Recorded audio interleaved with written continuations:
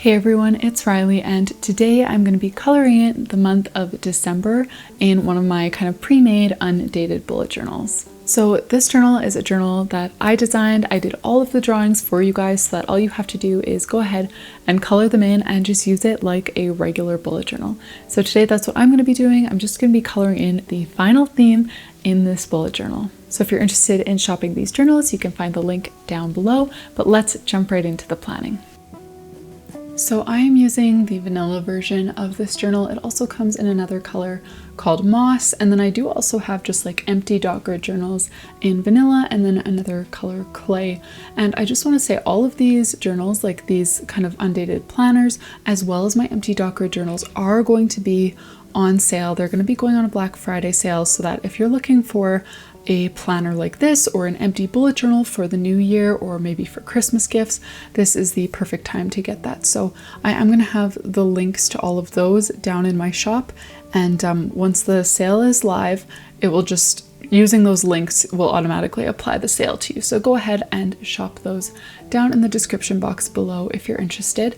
This is the final theme in this planner. So it is undated. As you can see, there's no December title, but I chose to just go through in order. You could definitely switch it up. You could just kind of pick and choose which theme you want for which month.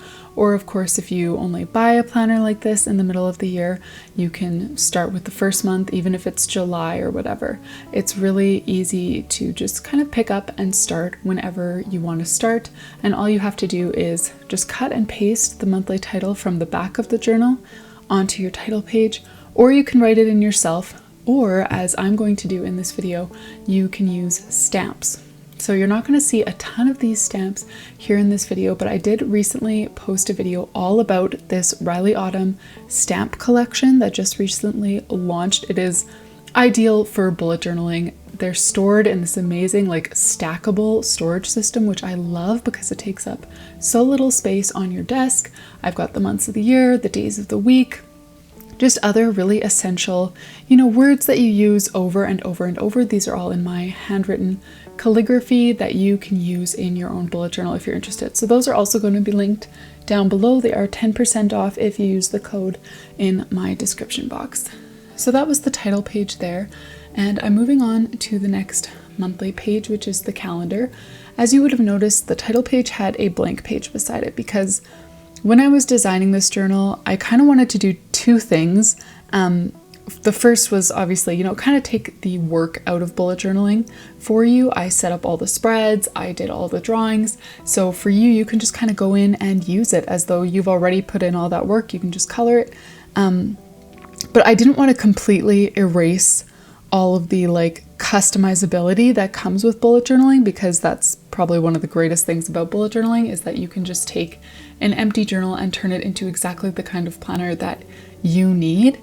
And so that's another reason why there are a lot of blank spaces in this journal. There's that whole blank page at the beginning of the month in case you need some kind of extra tracker that's not already included. You see those little kind of headers on the side of this page. Those are left empty so that you can use them for whatever you need to be writing down, notes or tasks or goals or reminders or something completely different that's like super duper specific.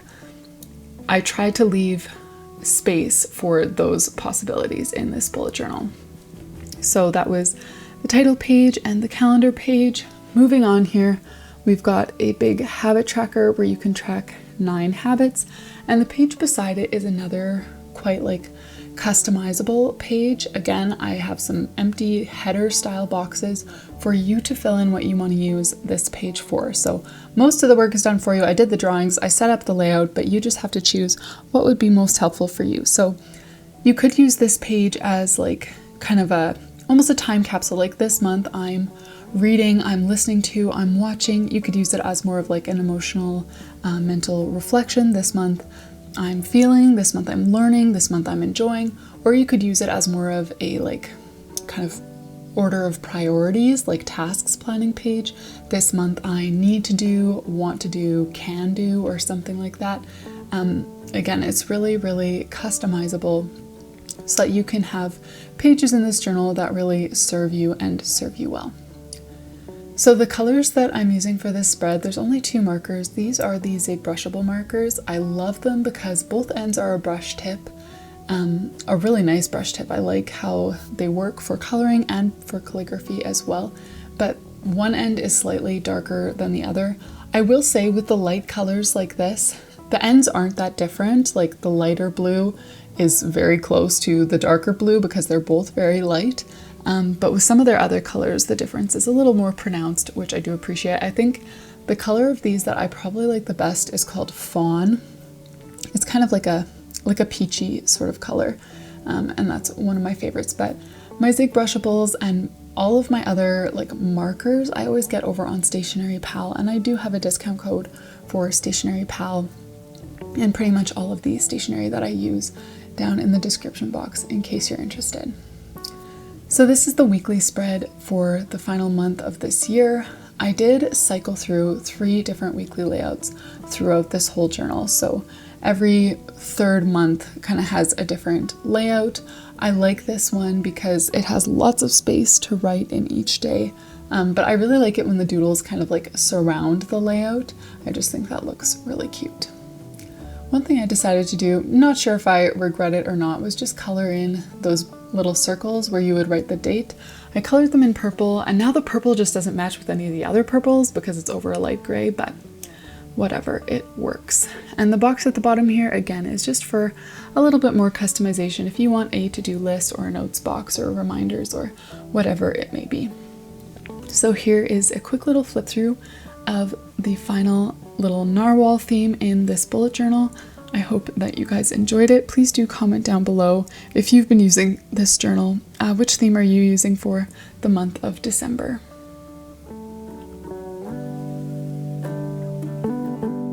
Thank you all so much for joining me for another bullet journal video today. I hope that you guys enjoyed it, and I will see you in the next one.